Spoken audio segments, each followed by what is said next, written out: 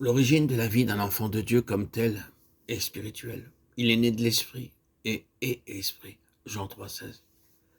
La nourriture de la vie de l'enfant de Dieu est spirituelle, de même que le Père qui m'a envoyé est vivant et que moi je vis par le Père, de même aussi celui qui me mange vivra par moi. C'est ici le pain qui est descendu du ciel. Celui qui mange ce pain vivra éternellement.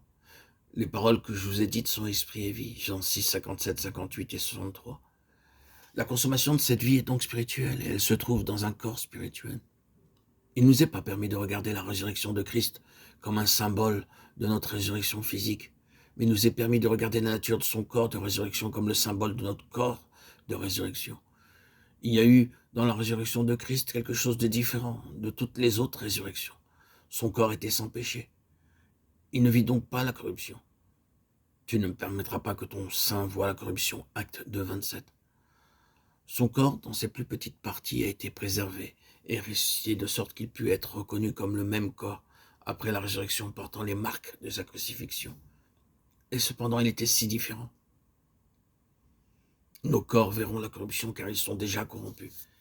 Il faut que ce corps corruptible revête l'incorruptibilité. 1 Corinthiens 15, 53. Mais cette différence entre le corps d'avant la résurrection et le corps d'après la résurrection est en accord avec tout le principe de la vie du croyant. Ce principe est souligné dans le passage qui nous est familier. Ce que tu sèmes, ce n'est pas le corps qui naîtra, mais un simple grain. Et Dieu lui donne le corps qu'il a trouvé bon de lui donner à chaque semence, le corps qui lui est propre.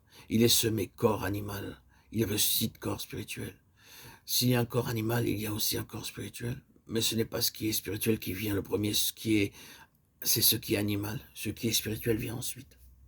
Nous porterons aussi l'image de celui qui est céleste. 1 Corinthiens 15, 37, 49. C'est par l'esprit que nous avons été premièrement vivifiés et rendus vivants spirituellement. C'est par l'esprit de vie que nous avons été affranchis de la loi du péché et de la mort. Et c'est aussi par l'esprit de vie que s'accomplira la consommation quand ce qui est mortel aura été revêtu de la vie. En une certaine manière, la vie humaine de l'âme est liée au sang. Le corps de l'âme et l'âme ont ainsi entre eux une relation spéciale et particulière. L'Ancien Testament déclare en le soulignant très nettement que la vie, l'âme est dans le sang. Nous remarquons aussi l'emploi alternatif qui est fait de la vie et de l'âme dans le Nouveau Testament, spécialement dans l'évangile de Jean par exemple. Celui qui aime sa vie, ici il est parlé de son âme, la perdra. Et celui qui est sa vie, il est toujours parlé de son âme. Celui qui est son âme, sa vie en ce monde, la conservera pour la vie éternelle. Jean 12, 25.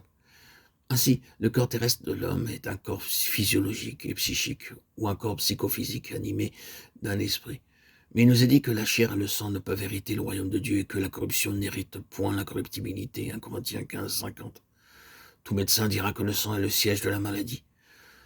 Ce n'est qu'une autre évidence de ce que nous avons affirmé, c'est-à-dire que la corruption réside dans l'âme. Dans le corps de résurrection de Christ, il n'y a point de sang. Touchez-moi et regardez, un esprit n'a ni chair ni os, ce que j'ai comme vous le voyez. Luc 24, 39.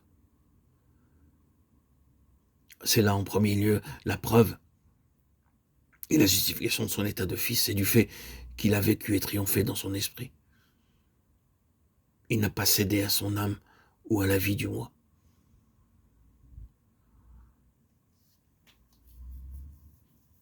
Déclaré fils de Dieu avec puissance selon l'esprit de sainteté par sa résurrection d'entre les morts. Romains 1, 4.